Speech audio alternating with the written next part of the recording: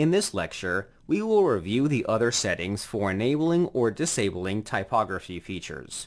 There's not much to say. Let's quickly run through them. In your editor, open the theme.json file. All settings will be applied to the typography object under the settings object. The first setting that can be toggled is line height. The value for this property must be a Boolean. Let's set it to true. This setting will allow users to modify the line height CSS property. Most blocks with typography settings can have their line height modified. By default, customizing the line height is disabled. Up next, let's add a property called dropCap with a value of true.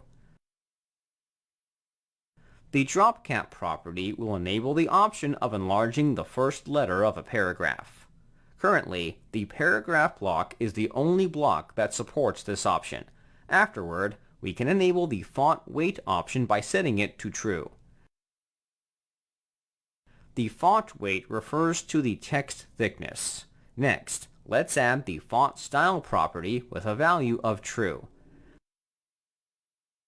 The font style property allows users to add italic text. The next property on our list is called text transform.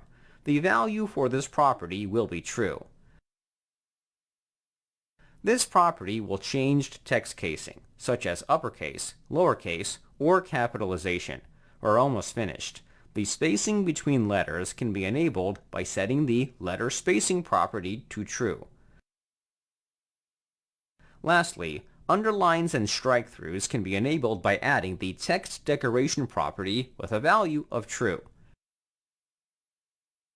To be clear, most of these settings are already enabled. Setting them to true is redundant. However, I'm including them for example purposes. Let's check out the editor in the browser. The best way to test our settings is by adding a paragraph block to our template. The paragraph block has support for all typography settings.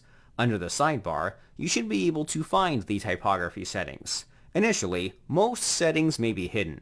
You can toggle their appearances under the More menu item. From this list, we can modify the line height, letter case, letter spacing, and drop cap. As you can see, WordPress provides us with plenty of options for modifying the appearance of our text.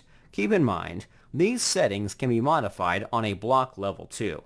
These typography settings should cover most use cases. We're almost finished with our discussion of typography. I'll see you in the next lecture.